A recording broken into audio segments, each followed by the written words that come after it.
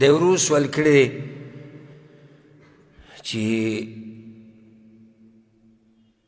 ما وی بعضو حدیثونو کې دا خبره وکړه چې الله تپوس کې د جبریل نه او الله تپوس کې د ملایکو نه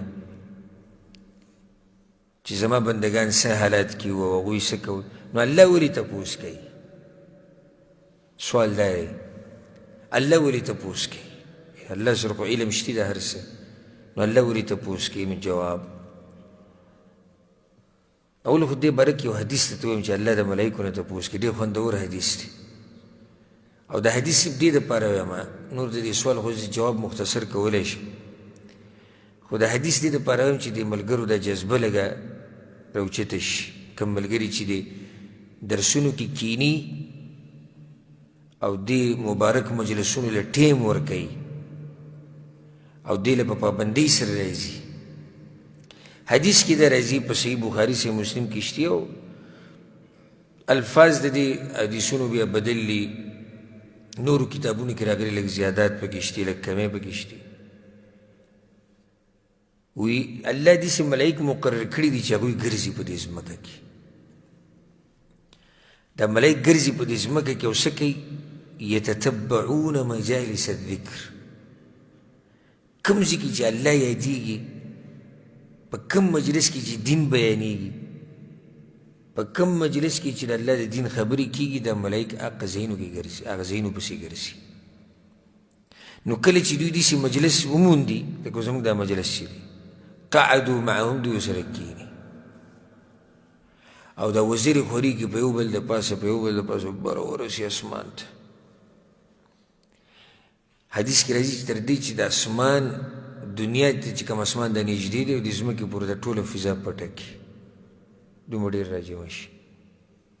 نو بیا چې کله دوی اسمان ته وخیږي فیسألهم الله الله ته تپوس کوي دا ضرور سوال دی چې ولې الله تپوس کوي نو الله ته تپوس کوي وهو اعلم بهم پیغمبر وایي الله ته ورې ښه پته وي خو تپوس کوي د کوم ځای نه راغلی من أين جئتم ويقول تيجي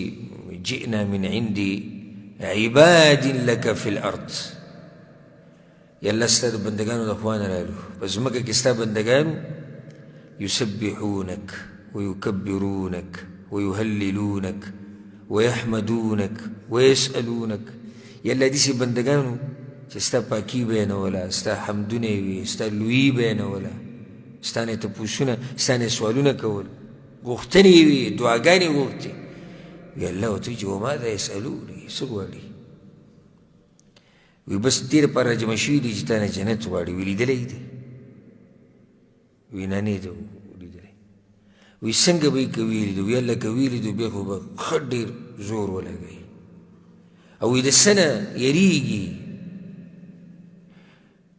وی الله یریږي د جهنم نه تا پورې پناه نیسي د جهنم نه وی لیدلی دی وی نه وی که ویلي دو وی که ویلي دو بیا خو به ته ښه یریږي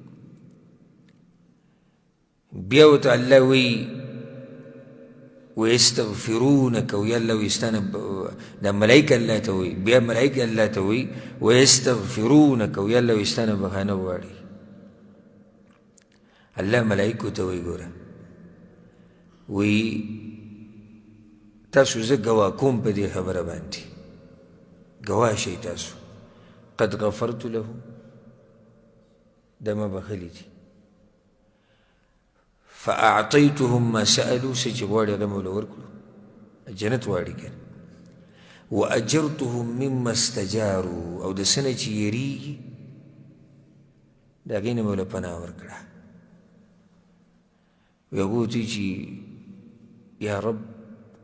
فيهم فلان عبد خطاء إنما مر فجلس معه يا ملائکه ورته وایي یا الله وی ای زمونږ ربه یو بنده پکې ناست دی ښه ګناهګار دی ښه ګناهګار پکې ناست دی هغه دې مجلس ته داسې په دغه نه و راغلی اراده نه وه خو داسې تېرېدو یو کېناستو یو ورځ کې رئیس کار و کېناستو لکه اوس یو سړی دی دلته موږ سره ناست دی درس کې و ملګری پسې راشي اواز ورته کوي و کښېني نو ته خو درس خو نه و راغلی که نه نو وی الله هغه پکې هم ناست دی وی الله ورته وایي چې دا داسې قوم دی چې دوی سره څوک کښېني هغه هم زه بخښم یو روایت کې راځي وله قد غفر، دله من بخلی. نو دومره اوچتو مجالسو کې من کینو الحمدلله. دا مجلسونه ګورې د هر سړي په نصیب کې نه وي. لکه بعض راشي موږ ته وایي که نه زمونږ خپل او نه راځي او پلانې او نه راځي او پلانې. ته څه وایې چې ولې هر سړي ته به دا فضیلت میلاوي؟ یو سړي دی شوق نه یو سړی دی رغبت نه لري هغه ته هم دا فضیلت میلاوي. دا خو د لویې برخې خاوندان دي چې په دې مجالسو کې کیني